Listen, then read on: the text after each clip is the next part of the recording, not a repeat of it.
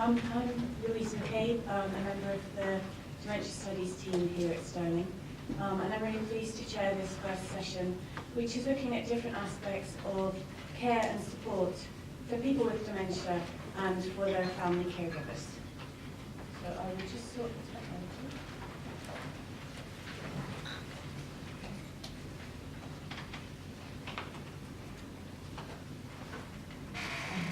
out. Okay, and I'm going to kick off by talking about a project concerning daycare, specialist daycare for people with dementia and the views of both the people that attend the daycare and their family carers. And it's a comparative project.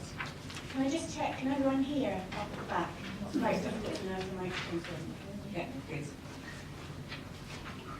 So this is a comparative project looking at the delivery of daycare here in Scotland and in Norway.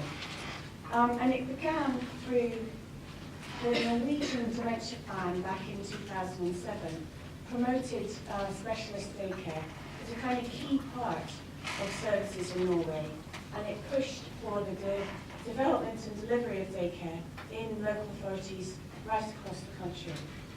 And I was asked to be part of a steering group on that project, and went out to Oslo to meet the team. And while we were there, we started talking about daycare in Scotland and the similarities between the two countries. And we wondered if it might be interesting to make what was a big Norwegian project into a comparative project. Unfortunately, the Research Council of Norway had about €1 million, and the team in Scotland had about 0. So we weren't quite sure how to work this out. So we went to Alzheimer's Scotland, and they very kindly provided us with sufficient funds to match the qualitative part of the project. So we haven't attempted to do the large-scale quantitative psychometric testing and economic costings. We've simply looked at the qualitative experiences of people with dementia and their family carers in the two countries. So as I said, the study aimed to explore and compare the experiences of daycare for people with dementia and their family carers. We didn't talk to staff or managers or anybody else, we just talked to the people who go there and the family caregiver who is identified as their kind of main support. So as I said, daycare provision is really prominent in Norway's dementia plan. However, in Scotland, it's a little harder to find.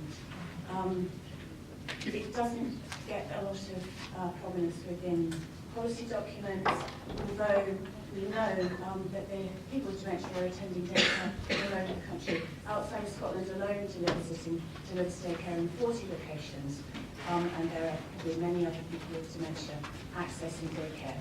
So I think we know it's a fairly key service, but we're seeing very different responses within the policy between the two countries. It's also an area which hasn't been much researched, so we don't have a really strong evidence base for what works about daycare, what's good, what's not. But the research that has been done tends to point to positive outcomes for people who attend. So as I say, a qualitative cross-national study. In Scotland, we talked to 19 people with dementia and 15 carers. And in Norway, we talked to 17 people with dementia and 17 carers. So not a bad spread of people. We did find it much easier to recruit people within rural areas. So our findings might be slightly skewed to the experiences of people living in rural areas. We're not quite sure why that was, but the daycare centres seem to be set up to support us doing our research. So we then looked at the data and compared the two countries. So in line with other research, we found positive outcomes. We found really high levels of satisfaction. In Norway, everybody that was asked expressed satisfaction. And when we looked through our data from Scotland, we found 90 statements explicitly expressing satisfaction, and only 10 statements that expressed any form of dissatisfaction. So overwhelmingly positive views. And people liked daycare because it got them out of their house, it got them engaged in meaningful activities, it strengthened social connections and supported social connections.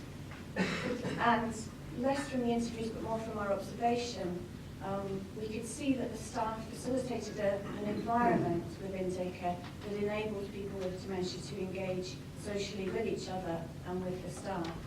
And these were people with dementia who were at a place in their journey where they found it quite difficult to talk about, or they found it easier to talk about kind of concrete aspects of daycare. The food was good, I liked the place, that member of staff's really nice.